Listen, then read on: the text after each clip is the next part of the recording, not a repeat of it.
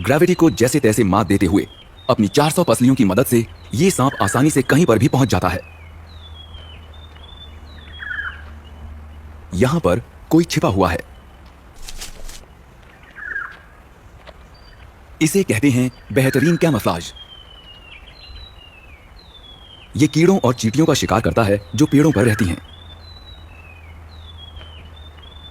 सांप चुपचाप अपने शिकार की तरफ बढ़ता जा रहा है।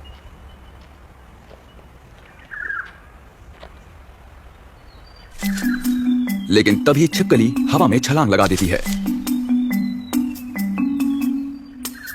सांप भी उसके पीछे निकल पड़ता है।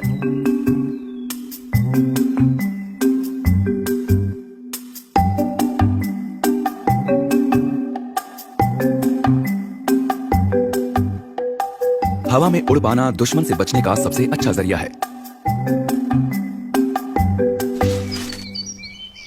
इसने शिकार करने के लिए उड़ना सीखा या शिकारियों से बचने के लिए, ये बात कोई भी नहीं जानता, लेकिन ये छिपकली पैरों को पंखों की तरह इस्तेमाल कर लेती है।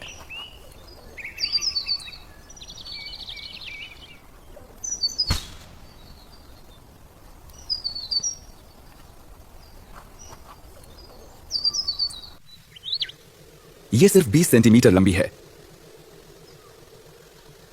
लेकिन 20 मीटर की दूरी तक उड़ सकती है। उड़ने वाली छिपकली शरीर के एक हैरत अंगेज हिस्से की मदद से उड़ती है।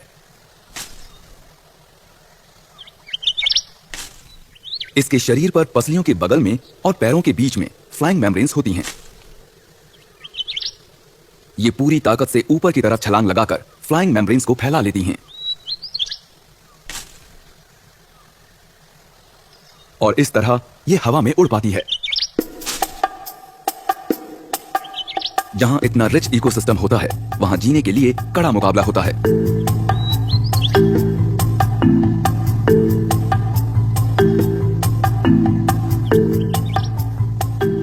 सांप ऐसे ही मुकाबलों से जूझते हुए अपनी जिंदगी बिता देते हैं। छिपकली आसपास के इलाके के मुताबिक ढल जाती है।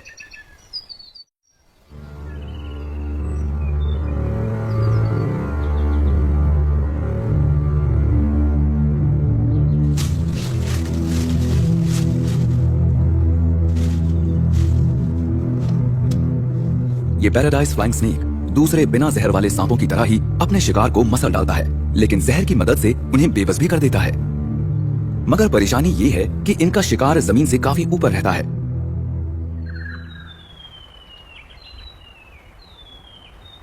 जो सांप पेड़ पर रहना चाहते हैं, उन्हें एक बड़ी परेशानी से निपटना पड़ता है।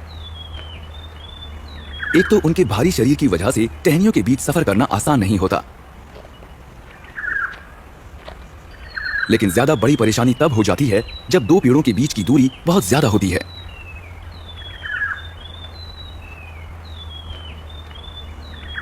और इसी परेशानी से निपटने के लिए पैराडाइज फ्लाइंग स्नेक उड़ने लगे। ये शरीर को स्प्रिंग की तरह इस्तेमाल करके छलांग लगाता है।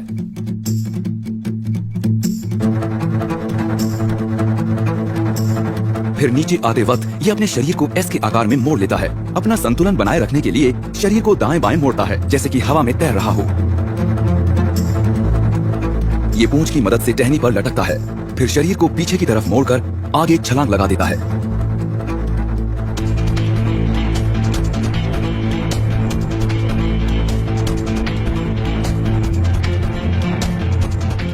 दुनिया में 5 प्रजाति के सांप उड़ सकते हैं और ये सांप उड़ने में सबसे माहिर होता है।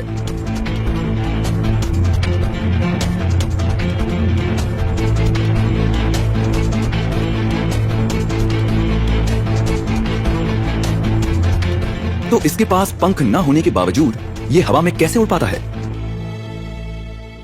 ये है इसका राज। ये अपनी पसलियों को पैराशूट की तरह फैला लेता है और पीठ को पेट से चिपका लेता है, और इसी तरह ये अपने गोल शरीर को चपटा बनाकर हल्का कर लेता है और हवा में आसानी से उड़ लेता है।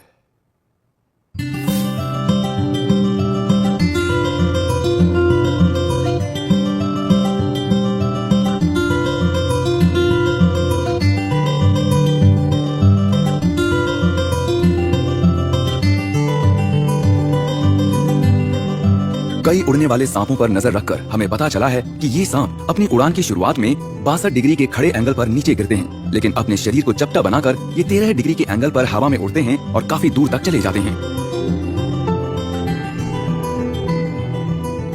इनके शरीर की लंबाई 1 मीटर होती है, लेकिन ये 100 मीटर दूर तक उड़ सकते हैं।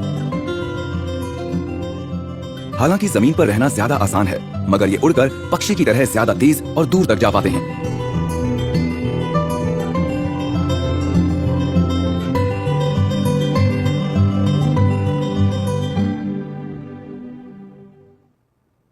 सांप ऐसा इकलौता जानवर है जो बिना पंखों के आसानी से उड़ पाता है।